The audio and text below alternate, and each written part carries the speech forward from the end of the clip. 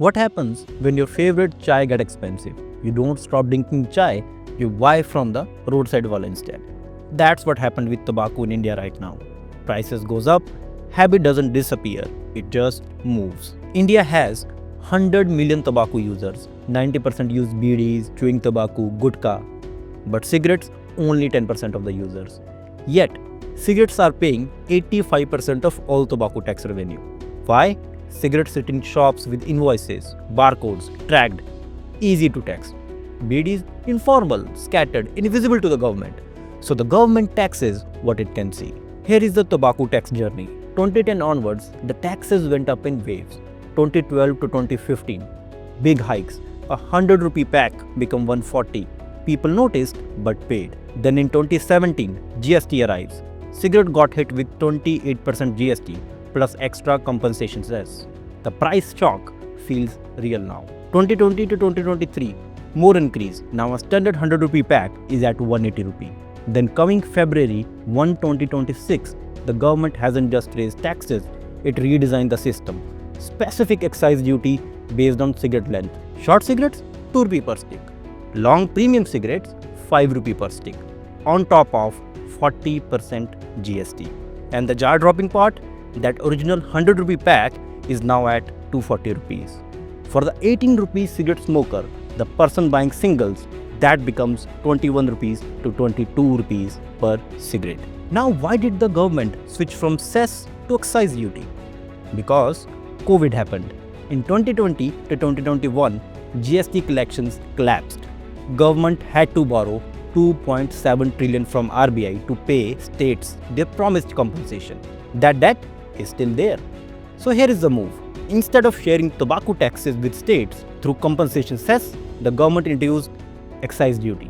Rates on tobacco had been increased. So it's primarily health-related concern with which it had to be a deterrent. The price or the tax had to be a deterrent so that people don't get into that habit. As I said, we are bringing back the excise duty which existed prior to GST. And the excise duty goes straight to the center. Same rupee coming in from smokers, but the center keeps more of it. State gets the GST share, but not the excise part. That's not health policy. That's fiscal policy using health as cover. But here is the asymmetry. While cigarette got hammered with 8,500 rupees excise per 1000 sticks, bidi stayed at 18% GST. No excise, no cess. 400 million bidis consumed annually. 125 million duty exempt because small producers make them impossible to regulate. So what happens? Cigarette smokers pay 21 rupees now, and the gap between cigarette and bidis widens enough to matter. Economics says when the gap widens, some cigarette smokers trade down to bidis. But here is the problem. Bidis have no filter, more nicotine, more tar per puff than cigarettes. So the tax meant to reduce harm actually might increase it. You are not stopping the habit, you are pushing people to something worse. Here is what data shows from past tax increases. When the taxes went up by 10%, cigarette consumption fell 4 to 8%, not 10%. Volume dropped less than government expects. People cut down. Some switch to bidis, some buy cheaper brands. And companies like ITC and Godfrey Phillips, they pass on the price, but they can't pass all of it. Poor people, poor consumers just won't pay. But they have diversified.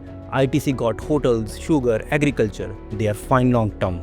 Tobacco becomes a smaller piece. Here is the thing though. Illicit cigarettes are now cheaper than legal ones. 240 rupees legal pack versus 150 rupees smuggled pack. The black market opens. Government collect zero taxes on those. So the revenue gains smaller than expected. The shifts to bidis, the black market, those all eat into projections. So let's be honest. Is this really about health? Partly. Is it about money? Largely. The government COVID debt is real. The center needs revenue. Tobacco is the easiest target. Already regulated, high tax base, politically defensible. But the design has a flaw. If you only tax the formal market, the informal market grows. If you only tax cigarettes and ignore bidis, bidis become attractive. If you only target long cigarettes, people buy shorts. And if you only make legal cigarettes at 240 rupees, while smuggled one can stay at 150, you are creating demand for the black market. That's not a win for health. That's not a win for revenue as well. Remember that chai analogy at the beginning? Prices goes up, habit doesn't disappear, it just moves. And with cigarettes, it moves to bidis, worse for health, or to smuggled packs, worse for revenue. The government is not wrong at want to reduce smoking, but designing a tax system that only hits cigarettes while leaving bidis untouched and then being surprised when people switch. That's not policy design, that's hope. From February 1, 18 rupees cigarette become 21. Some people will quit, some people will switch, some will buy illegal, and the black market will thank you for the gap. Stay practical, think clearly.